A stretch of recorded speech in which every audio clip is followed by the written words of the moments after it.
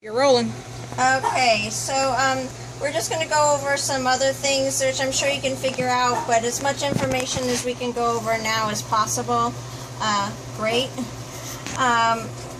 She does have a couple of other diapers that you can put on over if you're going out or for whatever reason. These denim diapers you can find at any pet store. And again, the long straps just come around, and that just gives it a nicer... But they also have to be loose, right? Look, yeah.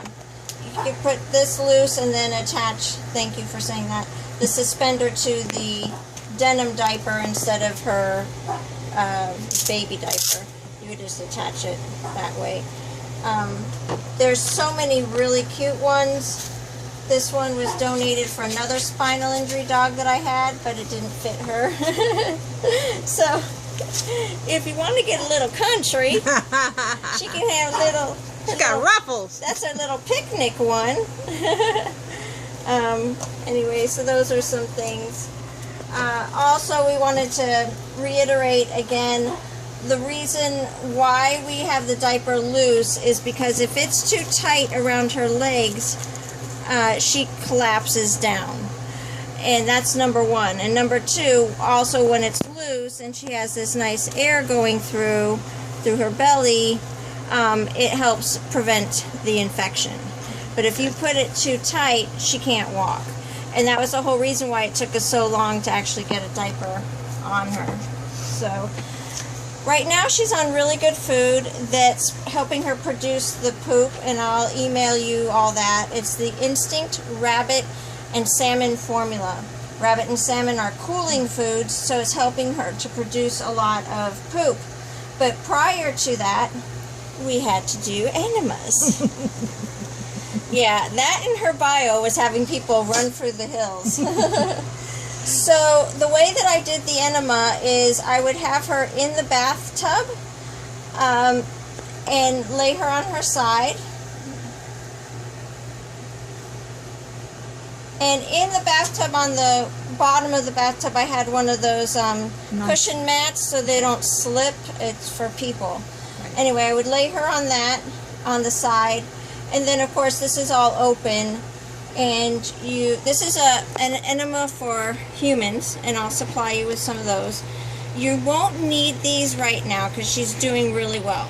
But if for some reason she gets backed up, this will save you $50 or more instead of going to the vet to do it. So you just lay her on her side, and you would insert it up her tushy. And then you slowly press this to inflate the water, or release the water, into her rectum. And you just go slowly. And most of the time I would get to leave about this much. Her belly would fill up and she would get uncomfortable. I never used the whole thing. And then throw it out immediately. You never use it again. Once it goes up, that's all infected or contaminated. Right. You never use it again. But you want to go slowly, and then once you get that amount of water in her, hold her on her side still in the bathtub, and don't let her stand up, because if she stands up and pushes it all, some of the water will come out. You want this solution to go all up in her belly and move everything around and loosen up the feces. And then, I think it's 5 minutes or so, you can let her walk around. What I did is I stayed in the bathroom with her, didn't hold her in the bathtub, but she couldn't get out and she was safe in the bathtub. I just did the computer. She would walk around the bathtub and release her poop. And that way it was all contained. It was easy for me to pick up with a plastic bag and then shower down the bathtub, and then clean her off, and she was good to go. Again, we're not doing the enemas right now, but I just want you to know how to use them in case you do.